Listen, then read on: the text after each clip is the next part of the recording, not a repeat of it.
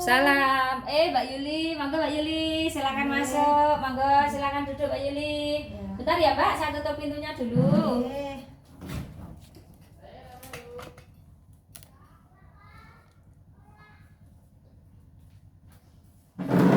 Selamat pagi Mbak Yuli. Selamat pagi. Perkenalkan, nama saya Bidan Heswati. Saya bidan di sini. Ada yang bisa saya bantu Mbak Yuli? Sedikit ya, saya datang ini mau ngobrol-ngobrol sedikit nih, mau konsultasi juga. Ini loh, di desa saya itu kok masih ada banyak yang namanya pantangan makanan, terutama untuk ibu yang habis melahirkan, ibu nifas itu loh. Ini kok pripun Mbak, maksudnya tidak boleh makan apa? Ya, seperti sing amis-amisan untuk menjauhi pedes-pedes itu. Itu disarankan untuk makannya yang seperti rumput sayur-sayuran, tahu tempe, terus kan ya bosan, nutrisinya kurang, jadi kayak tenaganya juga ya makin lemes gitu. Betul Mbak Yuli. Karena Mbak Yuli kesini atas tujuan tersebut, maka nanti saya akan memberikan konseling ataupun pendidikan kesehatan kepada Mbak Yuli mengenai budaya kebidanan yang berkaitan dengan budaya yang ada di dalam masyarakat.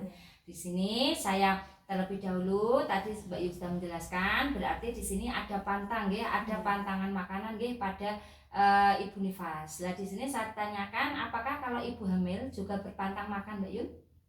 Hamil kayak enggak ya? Enggak, tetapi nifas saja. Nifas saja. Ya, berarti itu merupakan salah satu keluhan panjenengan ada di masyarakat, karena juga merasakan sendiri kalau cuma makan-makan itu saja bosan, dan ini kita itu tenaganya kurang karena tidak ada zat pembangunnya. Ya, seperti ini Mbak Yuli. Budaya sebelum saya menjelaskan mengenai budaya kebidanan, terlebih dahulu saya akan menjelaskan masalah budaya.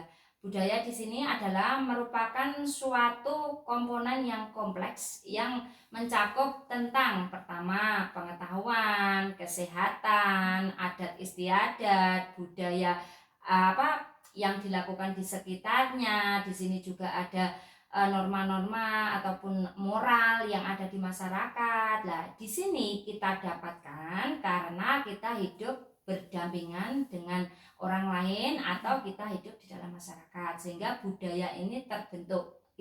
Kalau tidak ada masyarakat berarti tidak ada budaya. Karena ada masyarakat, itulah terbentuknya budaya, karena kebiasaan-kebiasaan adat yang sudah dilakukan dari nenek moyang sampai sekarang, itulah namanya budaya.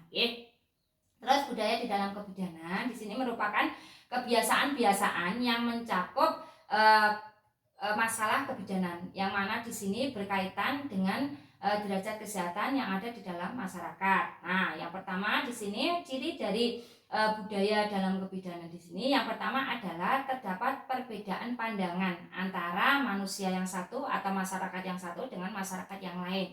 Semisal seperti Mbak Yuli katakan, bahwa kalau pantang makan itu merugikan bagi kita seorang perempuan, tetapi bagi mereka yang sudah melakukan dari dahulu sampai sekarang, mereka tidak merasa dirugikan. Nah, di sini kan ada perbedaan. Nah, di sini merupakan suatu budaya membutuhkan musyawarah, yang mana membutuhkan penggalian pengetahuan, sehingga nanti budaya yang merugikan itu bisa dikurangi atau bisa diminimalisir. Terus di sini kalau budaya dalam kebidanan ini sangat berkaitan sekali terhadap masalah kesehatan. Nah, di sini apabila tadi untuk konsumsi makanannya kurang bagi ibu nifas ini, pertama ibu nifasnya kurang sehat, yang kedua bayinya juga kurang sehat. Karena apa? Karena ASI yang dikeluarkan itu sedikit, sehingga otomatis kan nutrisi bayinya kurang. Karena bayi itu kalau 0 sampai 6 bulan kan hanya boleh ASI saja Mbak Yuli. Nah, itu biasanya kurang. Jadi bayinya juga lemas untuk pertumbuhan atau perkembangan, dan penambahan berat badan, tingginya juga terhambat atau kurang begitu signifikan. Jadinya itu hal-hal tersebut merupakan budaya yang kurang tepat. Di sini misalnya berpantang makan itu biasanya didapatkan dari budaya nenek moyang terdahulu, turun-temurun sudah dilakukan. Jadi di sini merupakan suatu hal yang dilakukan secara turun-temurun dan dilakukan secara enjoy, secara senang hati, karena mereka tidak mengetahui tentang penelitian-penelitian terbaru yang itu misal dengan pantang makan itu bisa mengurangi produksi ASI, bisa memperlambat proses involusi uteri atau kembalinya uterus ke ukuran semula pada saat nifas nggih. Juga bisa untuk memperlambat proses penyembuhan luka apabila terdapat luka episiotomi atau luka robekan pada jalan lahir, ataupun mungkin bahkan memperparah pada luka-luka yang ibu bersalin dengan sesar, itu biasanya tidak sembuh-sembuh.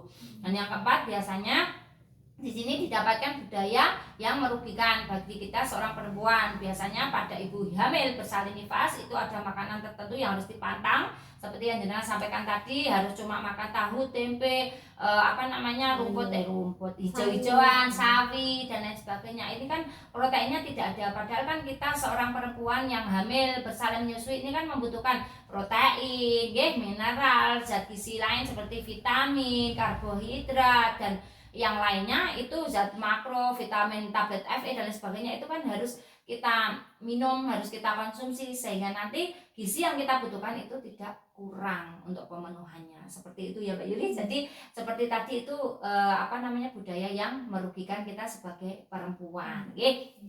Di sini Mbak Yuli, panjenengan memiliki pemikiran yang maju. Jadi panjenengan tidak tahu datang ke tenaga kesehatan untuk mendapatkan penjelasan atau pencerahan, sehingga panjenengan bisa mengetahui secara pasti apakah itu benar ataukah kurang tepat.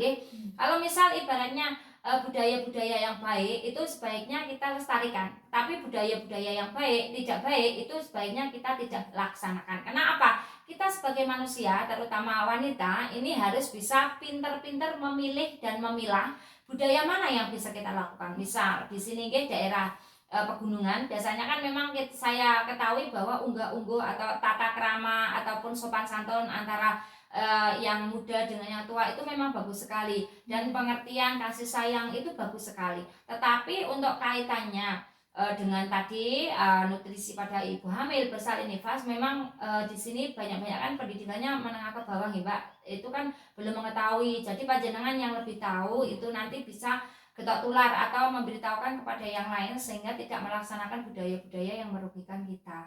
Jadi panjenengan bisa nanti membaca internet tentang mungkin penelitian-penelitian terbaru terkait dengan apa ini yang diperbolehkan untuk ibu hamil bersalin nifas dan apa yang tidak boleh dilakukan pada saat hamil bersalin nifas, sehingga budaya-budaya yang merugikan ini tidak kita laksanakan. Seperti itu ya Mbak Yuli ya.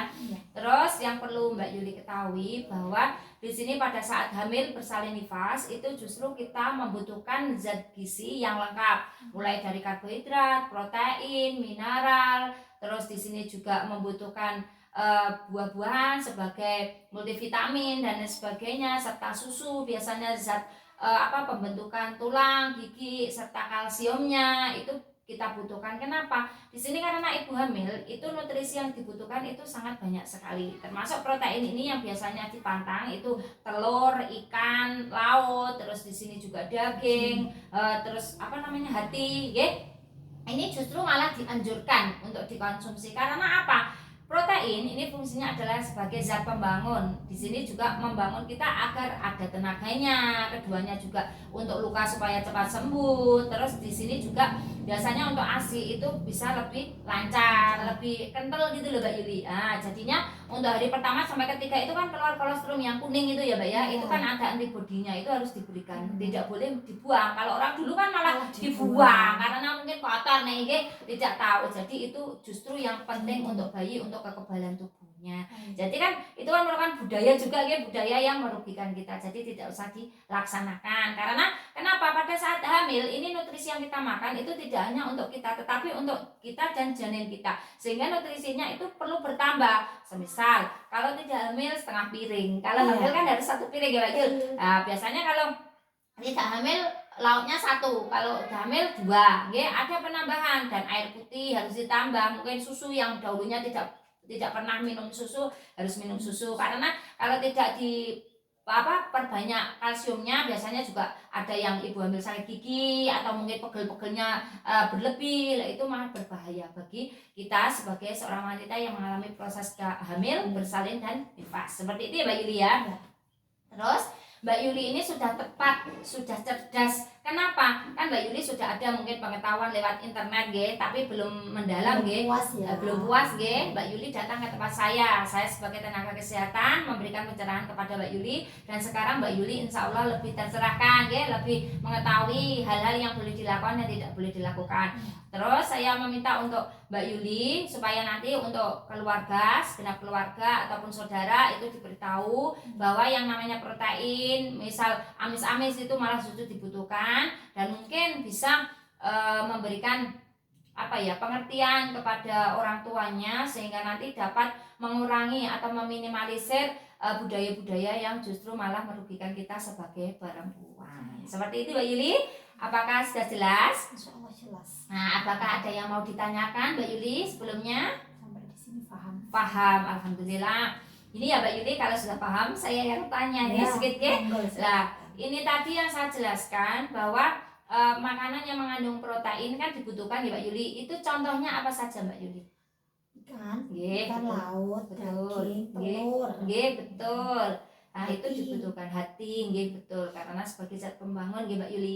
Lah fungsinya untuk apa saja Mbak Yuli tadi? Untuk melancarkan ASI, untuk Betul. mengendalikan organik biar cepat sembuh. Nggih, betul sekali Mbak Yuli, berarti sudah paham, sudah Insya jelas Allah nggih. paham. Saya tulis dulu ya Mbak Yuli ya. Nggih. Sudah dilaksanakan konseling pada Mbak Yuli tentang budaya kebidanan. Di sini Mbak Yuli sudah jelas dilaksanakan penyuluhan atau konseling tanggal 2 bulan 4 tahun 2023 pukul 09 waktu Indonesia Barat di TPMB Siswati. Ibu sudah memahami. Nah, di sini yang melakukan penyuluhan bidang Siswati. Terima kasih Mbak Yuli atas kerjasamanya, atas kedatangannya ke sini. Semoga apa yang saya sampaikan bermanfaat dan semoga keluarga selalu diberikan kesehatan. Hati-hati di jalan. Salam untuk keluarga Mbak Yuli. Terima kasih monggo dari akhir Mbak Yuli. Waalaikumsalam warahmatullahi wabarakatuh.